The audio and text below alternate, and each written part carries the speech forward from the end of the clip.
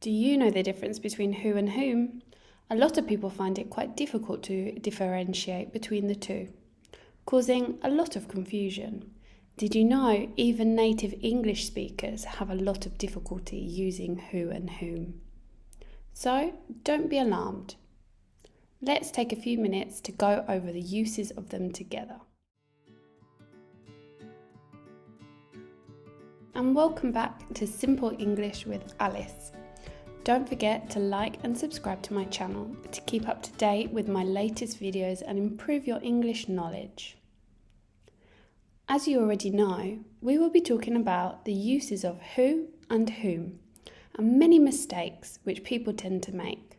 At the end of the video, I will provide you with some exercises to review what we have learnt from this lesson. So, what are you waiting for? Let's get started. There are a few simple rules when using who and whom. Who is a subjective pronoun, whereas whom is an objective pronoun. This simply means that who is always the subject to a verb, and that whom is always working as an object in a sentence. But what does this mean? Well, who, the subjective pronoun, is the doer of an action. For example, Jane's a baker. Who made your birthday cake? It is the subject of made because Jane was doing the making. Now, let's look at whom. Whom, the objective pronoun, is the receiver of the action. For instance, Jane made a cake for a customer, whom she likes very much. It is the object of like. So, let's recap. Who should be used to refer to the subject of a sentence. Whom should be used to refer to the object of a verb or preposition. Just be a little bit careful, because here, as you can see, there is an exemption. There is one context in which we should always use whom, which is after a preposition at the beginning of a sentence or a clause. For example, to whom did you cook for today? Not to who. Or, my sister for whom I am helping with her homework is currently on the phone. Not for who. So, who equals subject and whom equals object. So, what's the difference? Well, the difference between who and whom is the same as the difference between I and me, he and him, she and her. So, who, like other pronouns such as I, he and she, is a subject. So, it is the person performing the action of the verb. On the other hand, whom acts like me, him and her in a sentence. It is the object. Therefore, it is the person to, about or for whom the action is being done. Whom is also the correct choice after a preposition, with whom, one of whom, but not with who, one of who. Now, let's look at some easy tips to help tell the difference. So before, we explained that who is a pronoun, like I or he. And also, whom is a pronoun like me or him.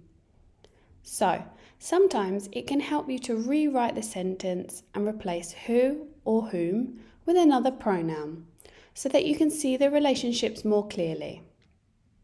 If you can replace the word with he or she, then you should use who. However, if you can replace it with him or her, use whom. Let's look at our examples from before. Jane's a baker who made your birthday cake. Jane's a baker, she made your birthday cake. Not her made your birthday cake. So, it's correct to use who. Now, the other example. Jane made a cake for a customer whom she likes very much. Jane made a cake for a customer she likes her very much. Not she likes she very much is not possible. So, it is correct to use whom. Now, let's look at some new examples. This is who warned me. It is he, she warned me, not him, her warned me. Example number 2. Jack is the one who wants to go. He or she wants to go. Not him, her wants to go. It's not possible. With whom am I speaking? I am speaking with him or her, not I am speaking with he or she. It is not grammatically correct. And the last example. To whom this may concern. This concerns him or her. Not this concerns he or she. Other uses of whom. Whom isn't used in a lot of general speaking, as it is used in more formal situations, such as in business English, like writing an email, or even informal speech. So, let's take a look at some of the useful examples. Whom did you want me to call? I want you to call him. With whom did you go to the meeting? I went with her. And the last example. To whom it may concern. This phrase is used to address someone in written form. So, at the start of an email or letter, instead of using Dear Mr. or Mrs., we use this for the person responsible for caring for the matter about which we are writing. 9 times out of 10, you can actually get away with using who and whom interchangeably. Whom is not used frequently in modern conversational English, but it is used in formal writing and speech. If a sentence is long or complicated, making it difficult to separate the preposition and noun, preposition plus whom can be used in conversational speech as well. For example, who did you see at the party is correct, or it is also possible to use whom did you see at the party. However, this is not very common, but it is also acceptable. Another example, who was the ugly man talking to? Or we can use, to whom was the ugly man talking to? The last examples, who can we call in case of an emergency? Or, whom can we call in case of an emergency? But remember, in spoken English, we tend to only use who. Now that we have covered all of the uses and rules for using who and whom, let's practice what you have learned. So, by using who and whom, you need to complete each sentence correctly. Once you have finished, I will provide you with the correct answers so that you can check your own answers. Are you ready? Let's get started. You can pause the video now. Number 1. Who is paying for this? Number 2. He saw a woman whom he presumed to be the writer he had told Helen about. Number 3.